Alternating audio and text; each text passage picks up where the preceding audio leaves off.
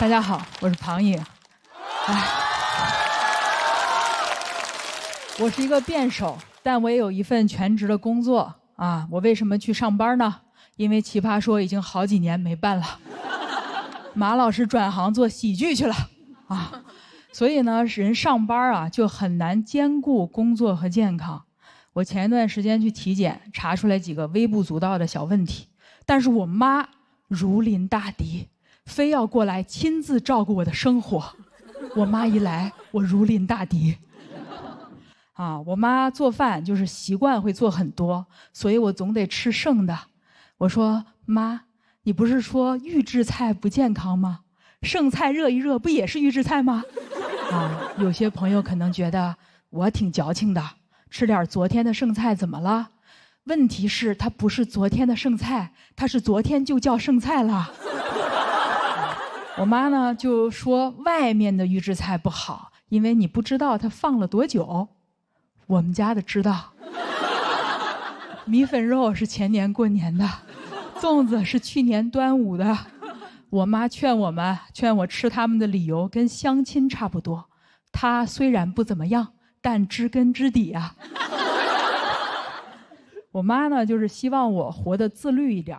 我从小就比较胖，总有人觉得呢胖就等于不自律，但是我不同意啊。虽然有些人觉得坚决不吃不健康的东西叫自律，但是我认为坚持不吃不好吃的东西才叫自律。同意吧？有人说呢不对，自律啊你必须得约束自己的欲望。那我也挺自律的呀，我多么想买房都没有去抢银行。又有人说规律的生活就叫自律，这也不对啊，偶尔出轨叫放纵，每个月定期出轨一次就叫自律。其实我不是不在乎自己的健康，但是打工人太累了，很难兼顾工作和健康。我有一份全职的工作啊，是真的全职的工作。我加班加的最严重的时候，我一周工作过超过100个小时。我为什么没有管理身材？那是因为我在忙着管理自己的人生啊！我也想同时拥有谷爱凌的身体、董明珠的事业，还有马斯克的繁殖能力啊！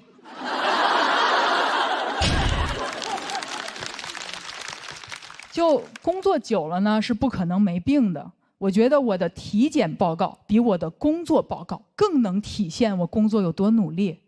因为病历是很难注水的。我甚至在想啊，去面试的时候是不是病历比简历好用？想象一下 HR 面试，我拿出病历，有结代表我能忍。别人工作是结果导向，我是节导向。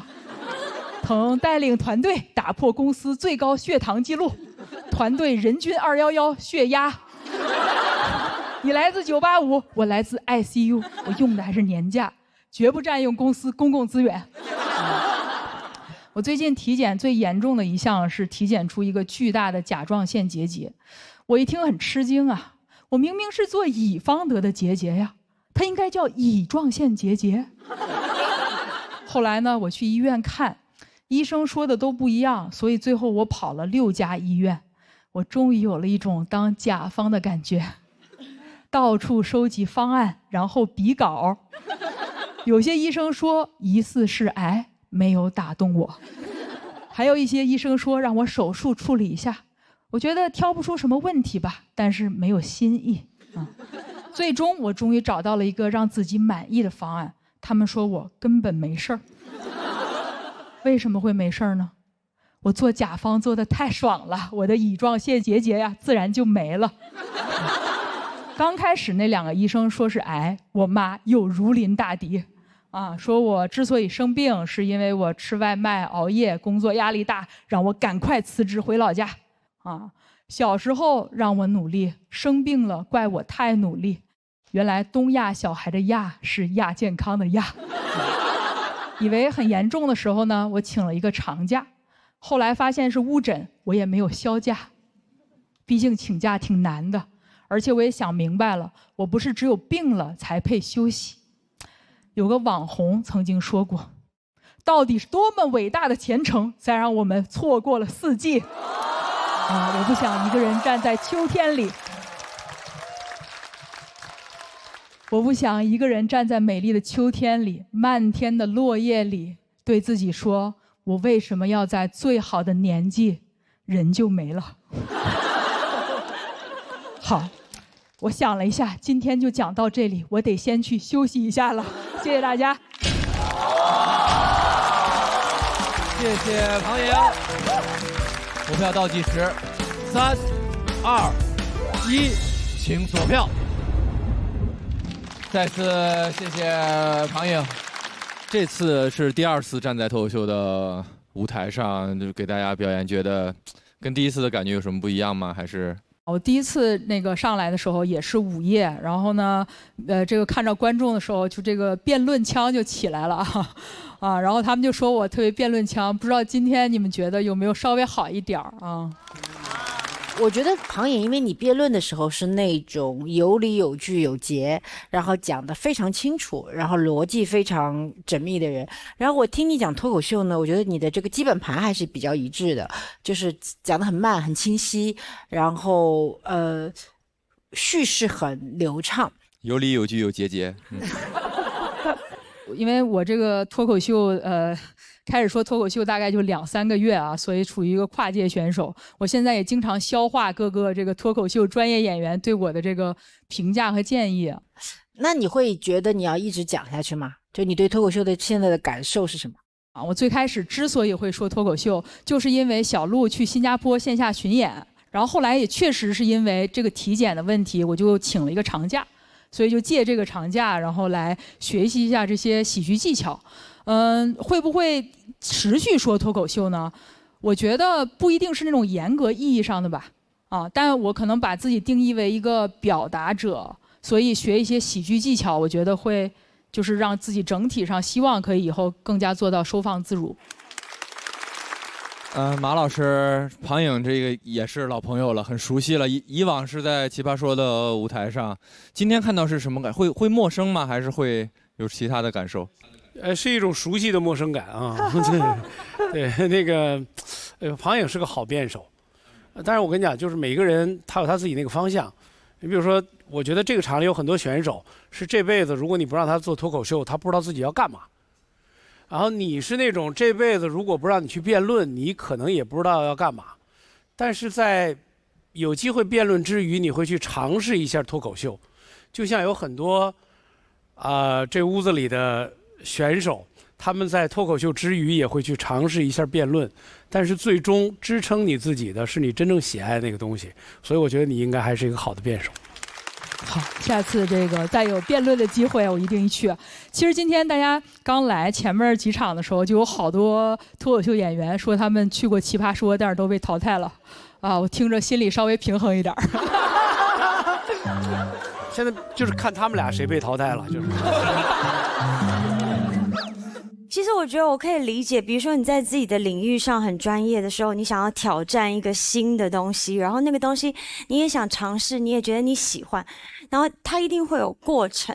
但我觉得可以站上这个舞台，跟这么专业的，然后大家线下都有专场的选手们一起同台，我觉得已经是很了不起的一件事情了。但我是想问你，站在舞台上，就是你自己的感觉是什么？我肯定是开心的，因为我确实学到了很多东西，还交到了很多新朋友。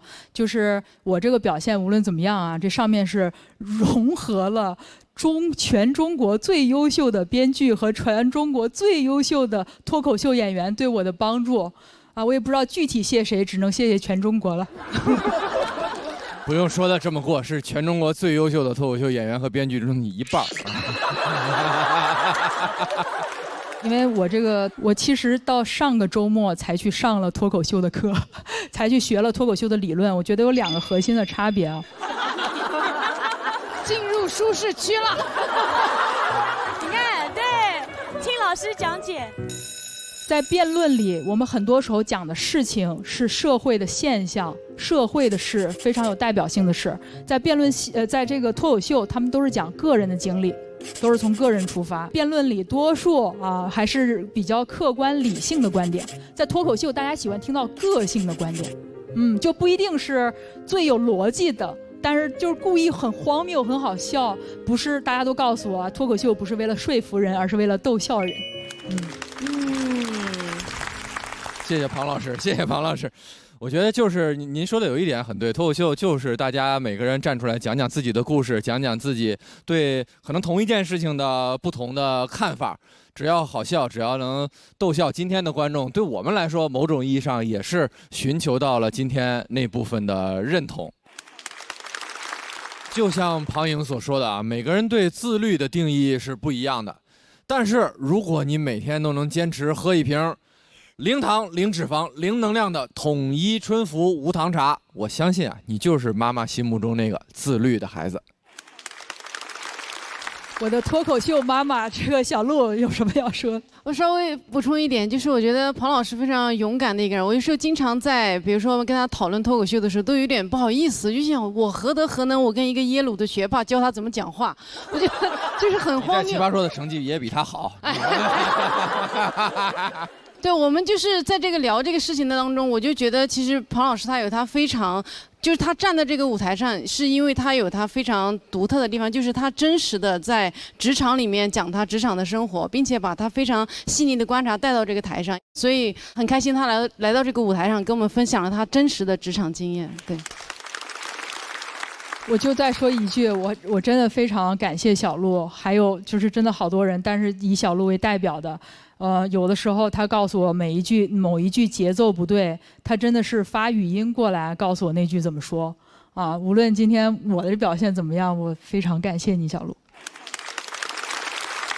是的，有时候就是过程比结果更重要嘛。我们也把小北和大老王请回舞台中央。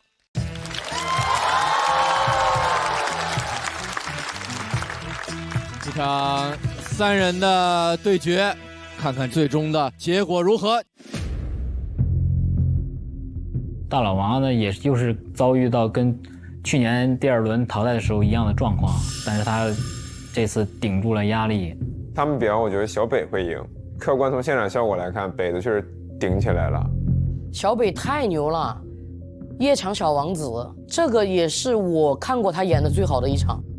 庞老师第一次接触脱口秀，然后你看他这一篇其实是一个非常规范的脱口秀文本，而且他把他自己那个锋利的辩论的那个劲儿都减弱了，那个东西不是那么容易做到的。快乐你就 vivo live， 接下来进入结果揭晓时刻。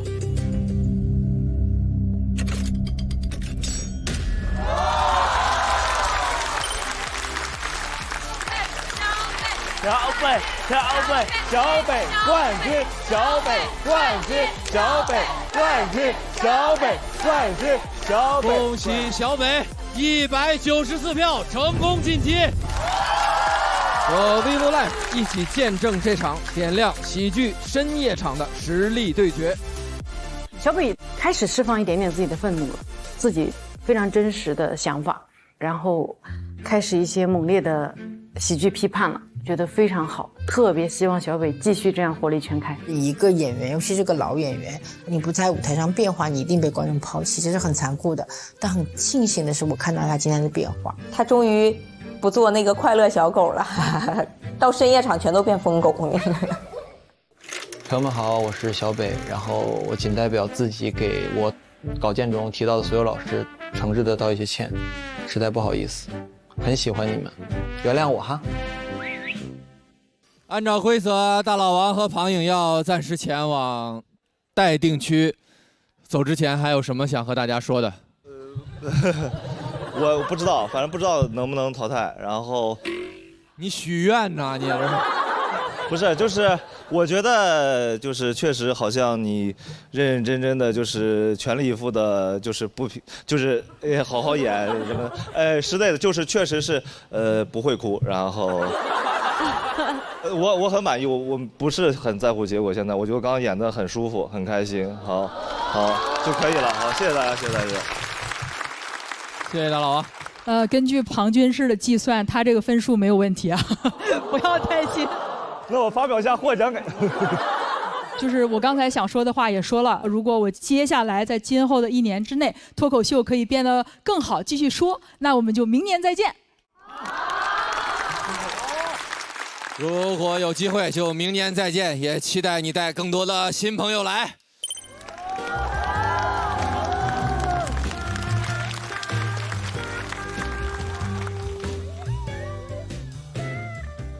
王哥回来了，王哥必回，王哥必回，王哥必回。